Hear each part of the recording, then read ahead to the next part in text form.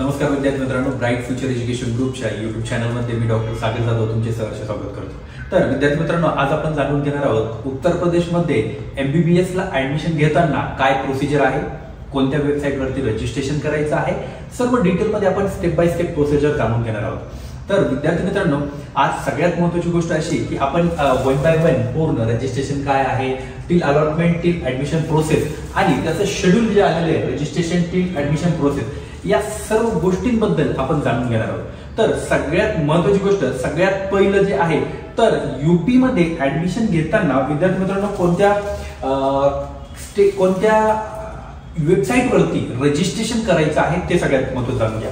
upneet.government.in या नावाने यूपीची रजिस्ट्रेशनची link आहे, या नावाने यूपीचं रजिस्ट्रेशनची वेबसाईट आहे, यावरती जाऊन तुम्हाला रजिस्ट्रेशन करायचं आहे।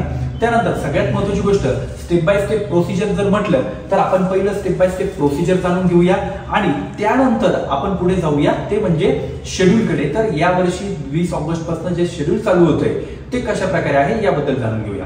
तर विद्यार्थी मित्रांनो, सगळ्यात महत्त्वाची गोष्ट, सगळ्यात पहिलं काम करायचं आहे ते म्हणजे आपल्याला रजिस्ट्रेशनसाठी जे लागणारे डॉक्युमेंट्स आहेत तर ते डॉक्युमेंट्स मी माहिती पुस्तिका जे तुमच्या आपले जे ग्रुप आहे, जो पेड ग्रुप आहे आपला किंवा जो आपला इन्फॉर्मेशन ग्रुप आहे तर त्या ग्रुपमध्ये आपलं ते ऍड केलेलं आहे।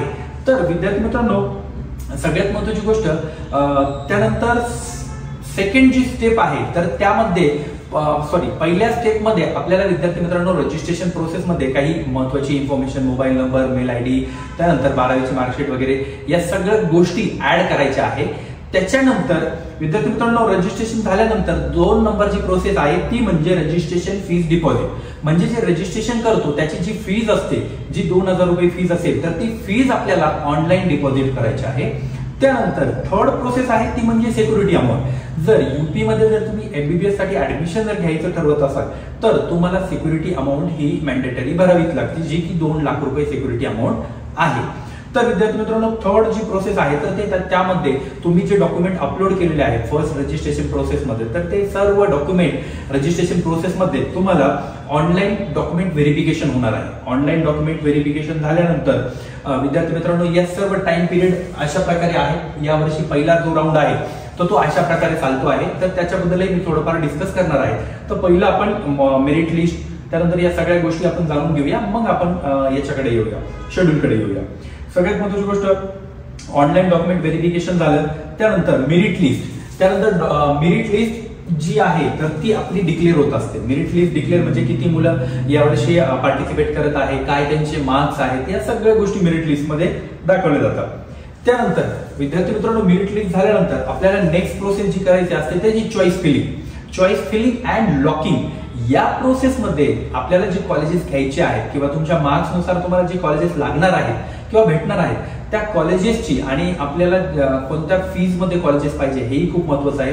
विद्यार्थी मित्रांनो, तुम्हाला जर या सर्व गोष्टींची माहिती किंवा पर्सनल काउन्सिलिंग जर पाहिजे असेल तर ब्राईट फ्युचर एज्युकेशन ग्रुपच्या टीमला कॉन्टॅक्ट करा किंवा आमच्याकडे येऊन, आणि पेड काउन्सिलिंग पण अवेलेबल आहे तर तुम्ही तीही घेऊ शकता। त्यानंतर विद्यार्थी मित्रांनो, चॉईस फिलिंग ही खूप महत्त्वाची आहे आणि लॉक करणं हेही खूप महत्त्वाचं आहे।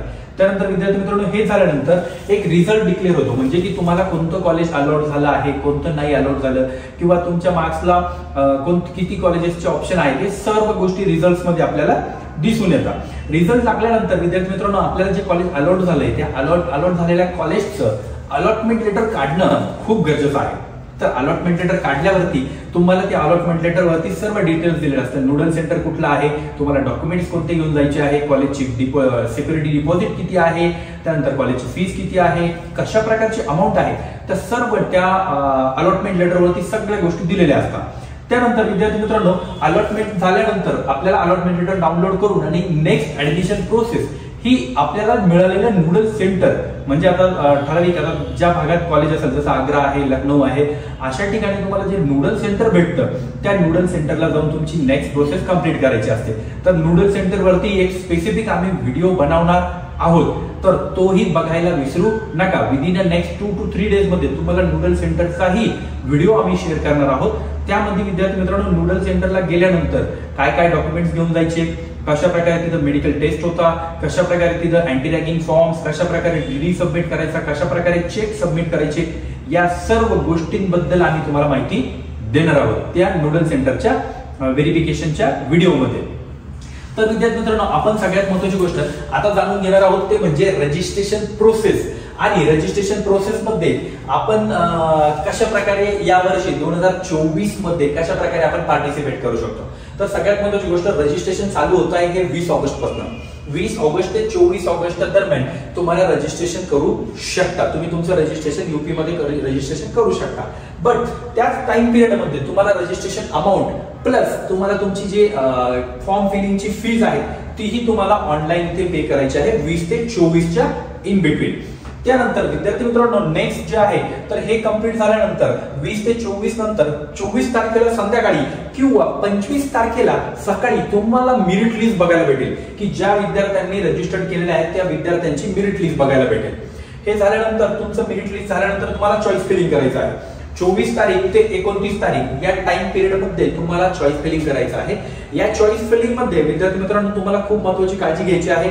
तुम्हाला किती मार्क्स आहेत, तुम्हाला किती फीज मध्ये कॉलेज हवं आहे, तुमचं बजेट कमी आहे की जास्त आहे, या सर्व गोष्टींची काळजी घेऊन आणि तुम्ही चॉईस फिलिंग करायला विसरू नका. आणि महत्त्वाची गोष्ट, काही मदत जर लागली तर ब्राईट फ्युचर एज्युकेशन ग्रुपचं पेड काउन्सिलिंगही अवेलेबल आहे.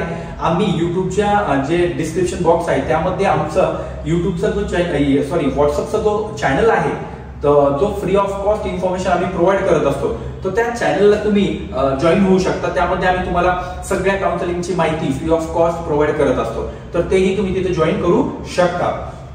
त्यानंतर चॉईस फिलिंग झाल्यानंतर विद्यार्थी मित्रांनो, अलॉटमेंट लिस्ट, अलॉटमेंट हे तुमचं 31 तारखेला तुमचं अलॉटमेंट होणार आहे.